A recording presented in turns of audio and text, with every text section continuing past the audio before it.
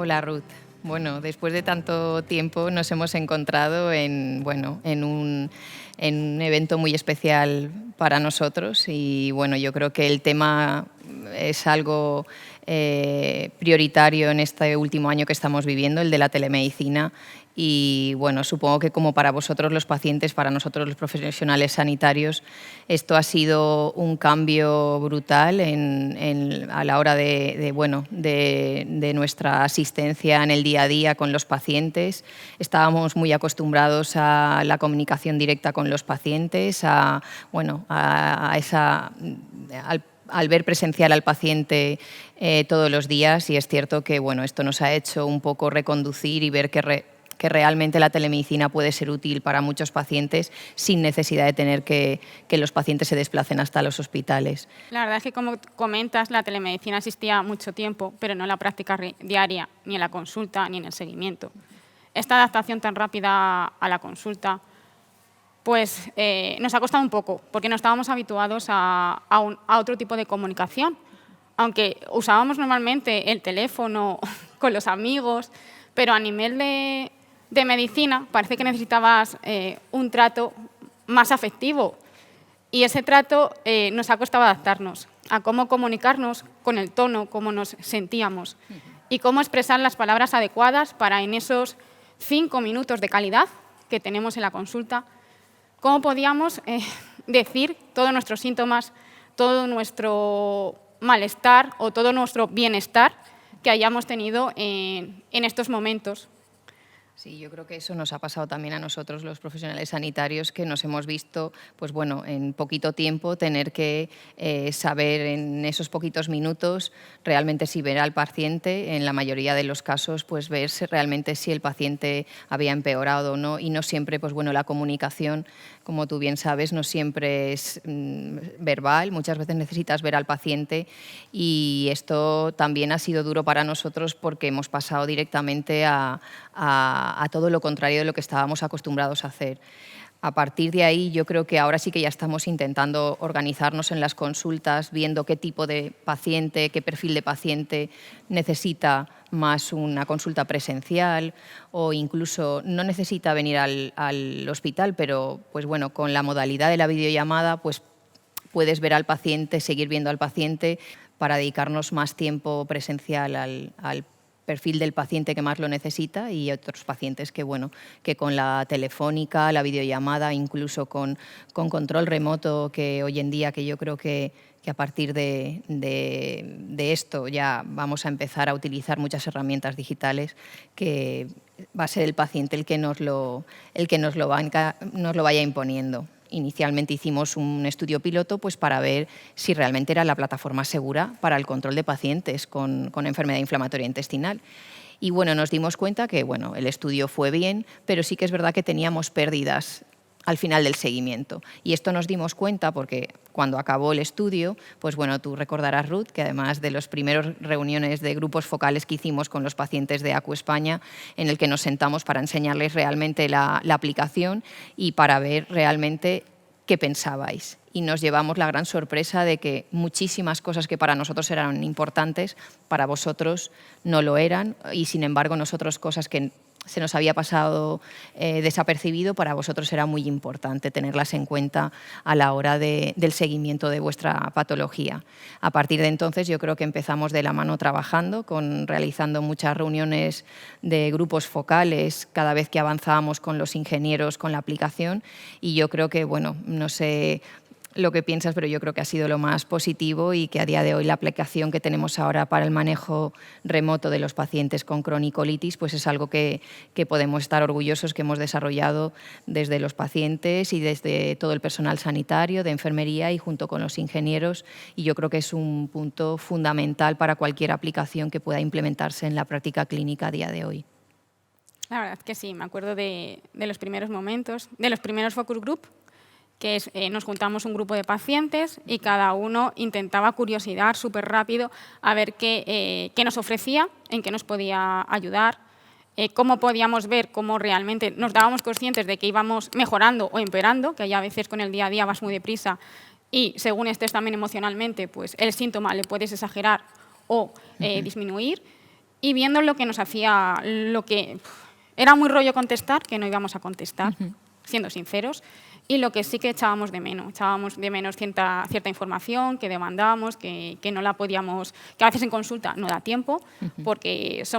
normalmente somos un perfil muy, muy joven o muy despierto y queremos lo último en información. Y otros pacientes no quieren esa información. Entonces nos dimos cuenta de que era para el que quisiera tenía acceso a información y el que no quisiera no tenía acceso a información. Además que en el focus group nos íbamos motivando todos los pacientes, íbamos sacando más ideas, imaginándonos cómo lo íbamos a utilizar en nuestra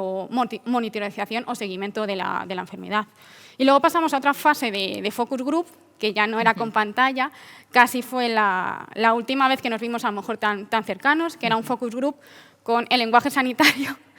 el lenguaje informático y el lenguaje de pacientes. Y fue una mesa muy divertida intentando poner en común esos tipos de lenguaje y viendo cómo sacábamos esa efectividad para que realmente mejorara la calidad de vida del paciente y sus familias. Los pacientes querían, pues bueno, el poder hablar todo el tiempo que necesiten y nosotros, bueno, siempre buscas el dato objetivo para saber si el paciente está bien. Pero yo creo que, bueno, pues el poner todo eso en común es lo que ha hecho que podamos desarrollar herramientas que sí que sean realmente útiles y que sepamos que el paciente se encuentra seguro con ese tipo de aplicaciones, porque si son las que van a utilizar ellos cuando están en su casa, bueno, pues hay que estar validadas y tienen que estar desarrolladas de la mano del paciente. Es un punto fundamental para todas estas tecnologías. A veces sí que yo he visto las ventajas de la teleconsulta. Estaba en mi hogar, me sentía más segura. Podía estar con un acompañante o no, yo elegía mi ambiente. Y incluso hay a veces que me era más fácil compaginar con el mundo laboral o con mi vida social. Si estaba de vacaciones, mi agenda hospitalaria no intervenía en mi vida laboral o en mi vida social. Y eso sí que he visto que ha sido una ventaja. Cuando podamos tener una teleconferencia para vernos mutuamente, las expresiones faciales, en las que estamos muy acostumbradas cuando miramos a los ojos al médico o a otro profesional sanitario, eso va a ser una comunicación mucho más cercana, más real. Más parecida a la que estábamos acostumbrados. Y es cierto que en todo esto, bueno, hemos visto que, como llevamos ya años trabajando con vosotros, nos hemos dado cuenta que todo este tipo de herramientas, las distintas modalidades de la teleconsulta, esto tiene que estar desarrollado de la mano de los pacientes, tienen que estar validados por los pacientes, porque sin duda son herramientas que probablemente los profesionales sanitarios estemos buscando unos objetivos que son diferentes a los de los pacientes y al final son herramientas que van a tener que utilizarlas los pacientes. Si al paciente tú le das que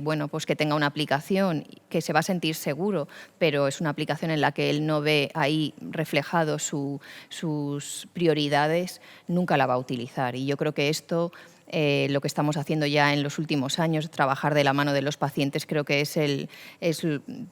lo más principal y creo que de esta manera conseguiremos que realmente de la mano del paciente, del personal sanitario, pues consigamos que también las administraciones lo vean como algo positivo para los pacientes.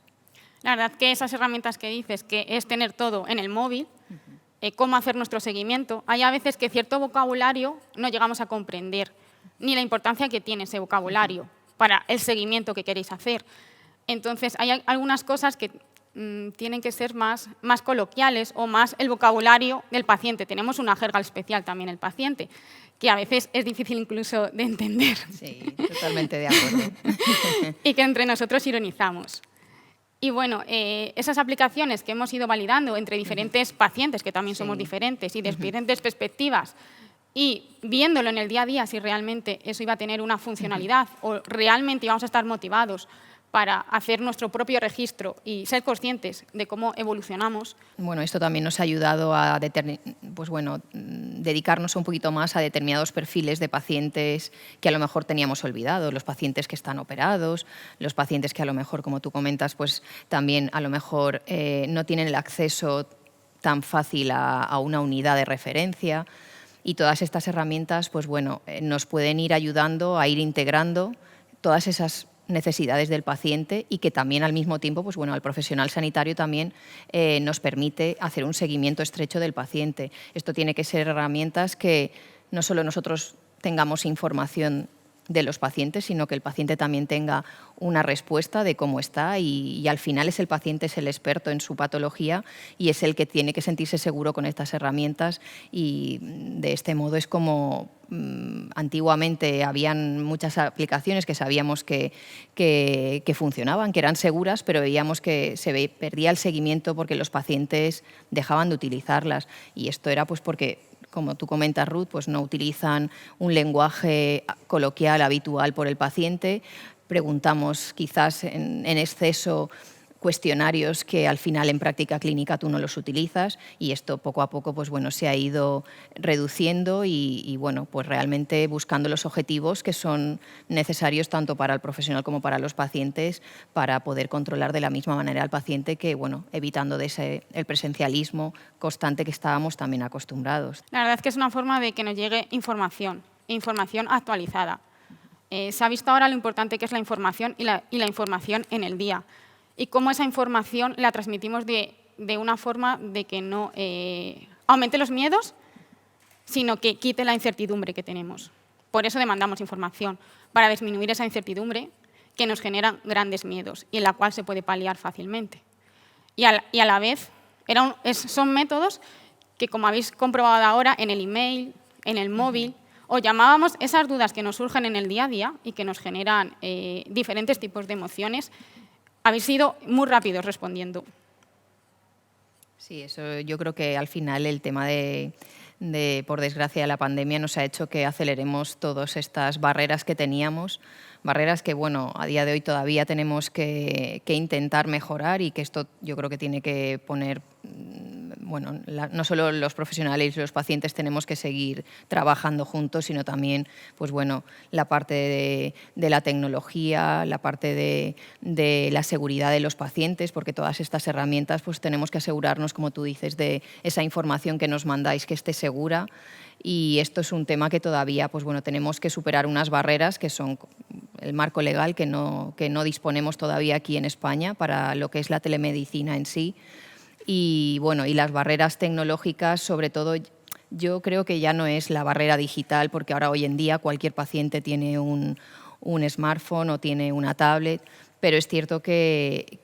el tema de la implementación de todas estas herramientas integradas en las historias electrónicas de los hospitales sigue siendo un problema. Y mientras tengamos que duplicar información y el paciente no lo tenga en su historia clínica, pues seguirá siendo más trabajo para el profesional sanitario y a la vez para el paciente no lo dispondrá en su historia clínica electrónica. Pero bueno, yo creo que a raíz de todo el tema de la pandemia, pues bueno, yo creo que esto irá acelerándose y todas estas barreras se irán superando más rápido. Otro de los aspectos positivos que nos puede ayudar la telemedicina es en la equidad de accesibilidad. Tanto si vivimos en un mundo rural como en un mundo urbano, que sea más accesible llegar a ese hospital, tanto por tiempo como por distancia. Que podamos acceder todo el mundo a hospitales complejos y a subespecialistas de alto nivel. Y cuando necesitemos una sesión clínica multidisciplinar, incluso entre hospitalarios, que haya una accesibilidad para vosotros también, que podáis interaccionar esas consultas, que el paciente es complejo y en el día a día os tenéis que apoyar y os tenéis que consultar en sesiones clínicas sobre los casos, incluso cuando queramos una segunda opinión, que esta medicina venga a unir profesionales y a unir pacientes para que tengamos una mejor calidad asistencial. Sí, la telemedicina es la que nos puede hacer, pues bueno, dar esta oportunidad a conseguir esta equidad, que es cierto que bueno, pues las distancias también hacen que no todo el mundo tenga el mismo acceso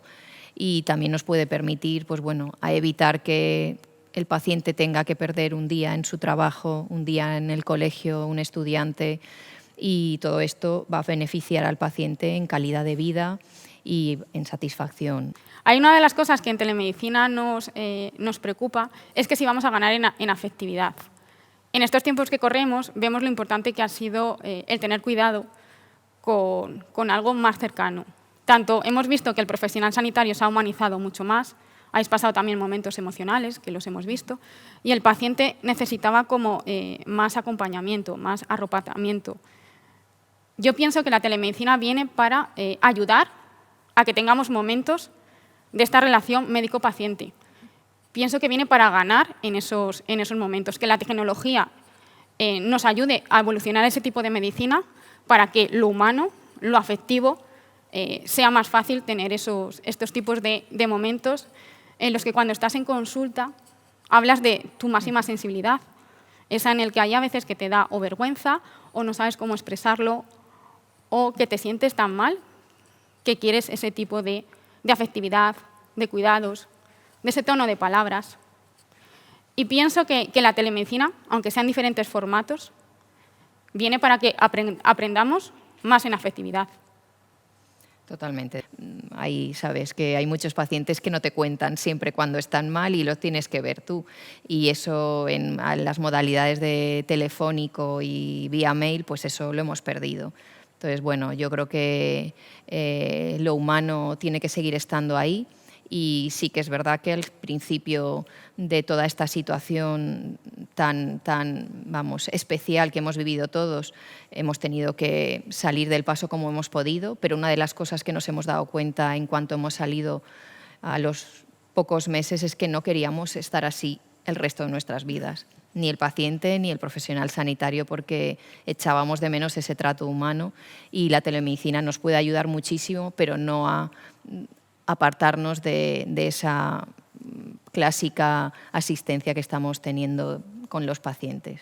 La verdad que sí, que esos momentos en que te tienes que expresar, que a veces tampoco lo sabemos hacer adecuadamente porque nos cuesta, o sea, nos sentimos vulnerables, pues se necesita ese espacio, que yo pienso que también la telemedicina puede dar ese espacio de vulnerabilidad, de sensibilización.